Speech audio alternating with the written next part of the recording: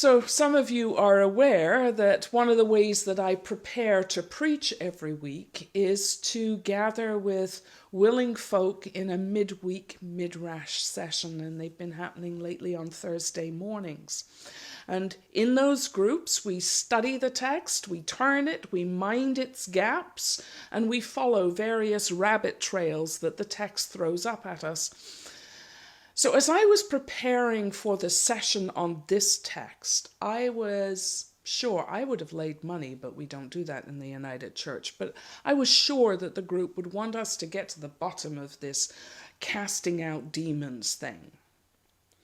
Well, yeah, we were curious about that, but what was more perplexing was actually the opening scene where Jesus heals Simon's mother-in-law.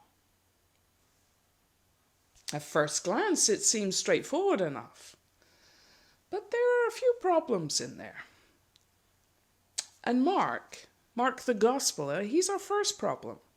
Let me remind you, I've said this before and I'm becoming more and more fascinated by this. Mark is the minimalist. His gospel is the shortest, and there is not a single word wasted. Mark is a master craftsman of a plot line.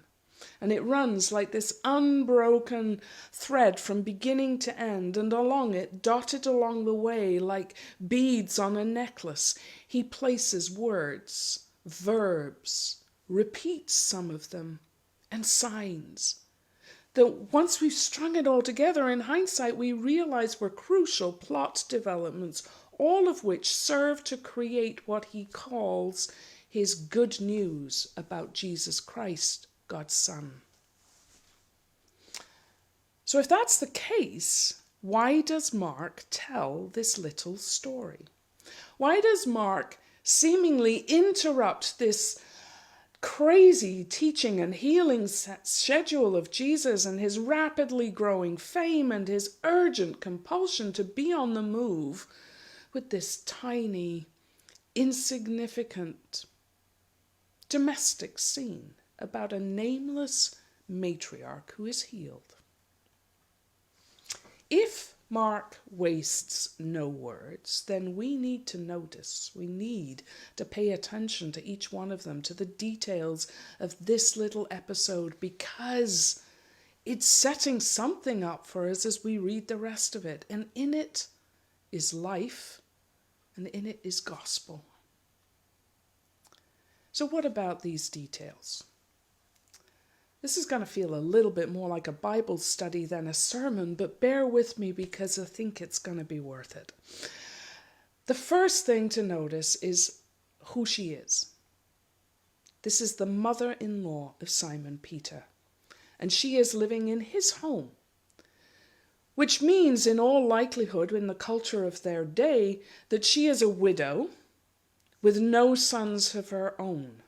It's not her house she's living in, but she is making what life she can to support the household of her daughter.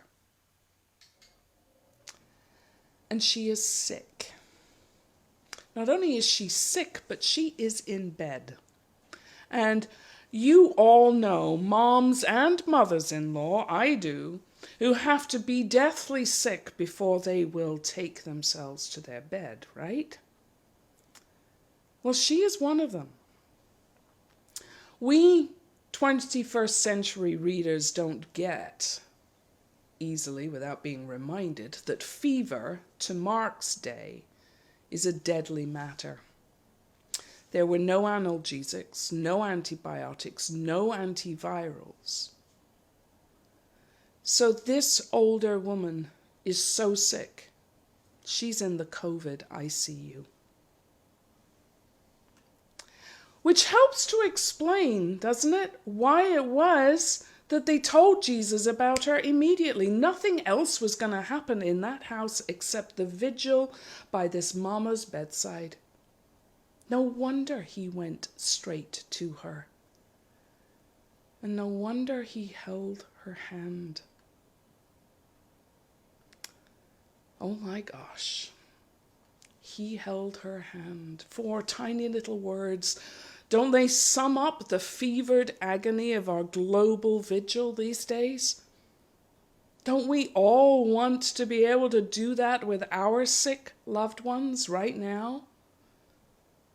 And we've all watched the TV, we've heard and seen the nurses, the doctors, the orderlies holding COVID patients by the hand, the only thing they can do to make the difference between deathly anguish and death or healing with some love and dignity.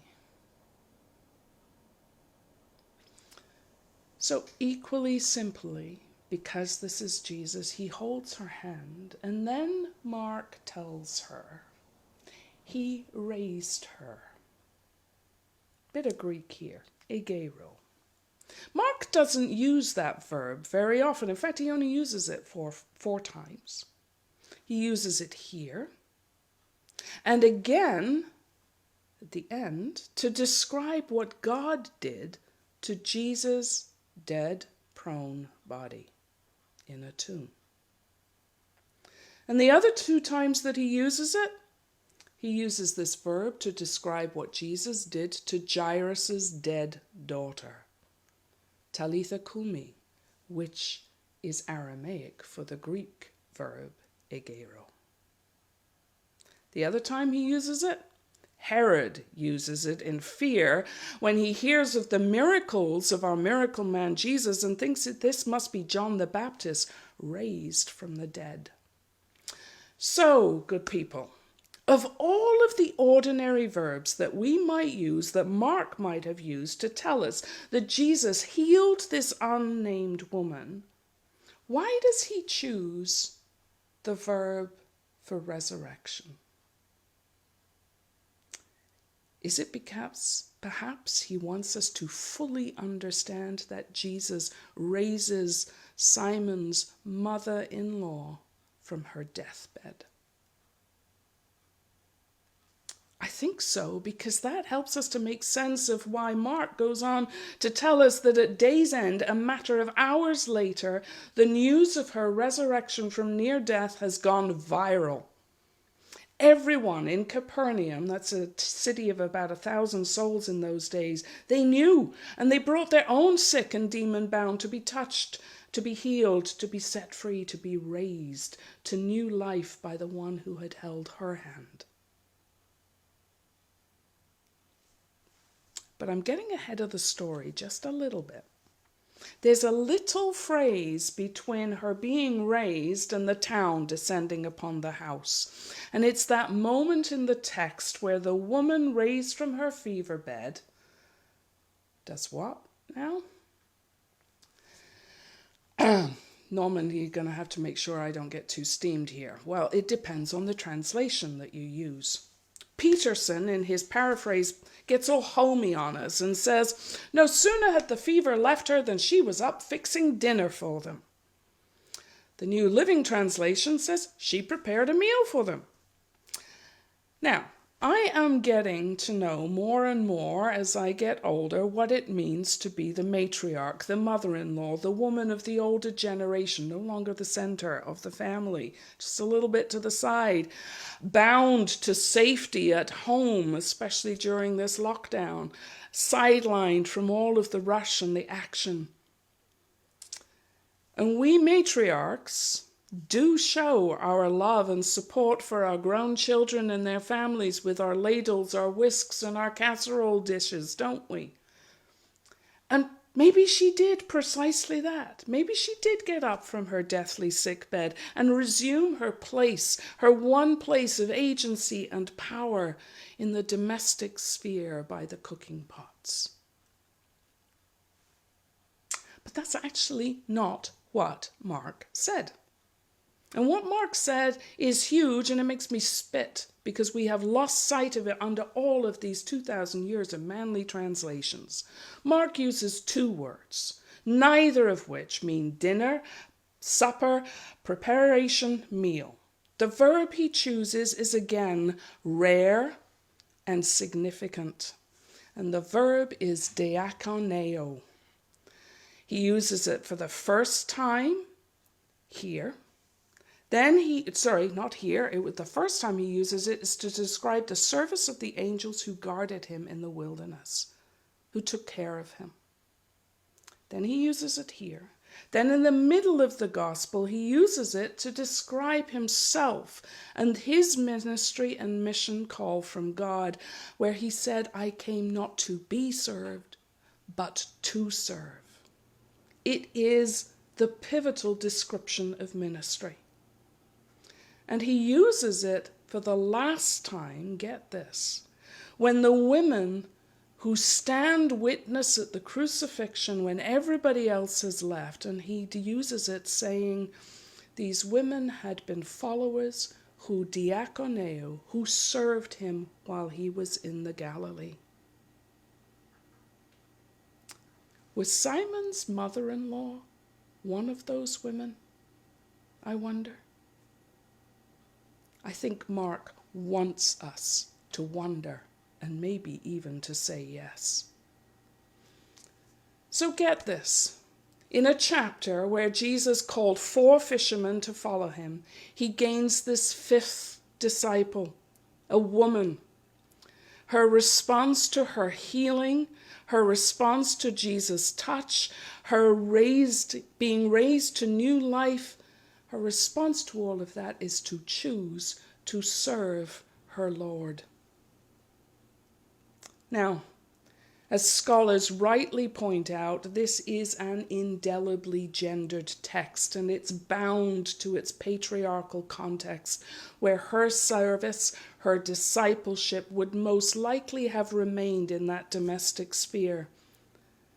But don't let anybody kid you, it's not discipleship, it is. Do not let 2,000 years of patriarchy and male-gendered, ecclesially bound readings of this gospel erase her from your memory or your imagination of whom God sees, whom God touches, whom God heals, and whom God restores, and whom God calls.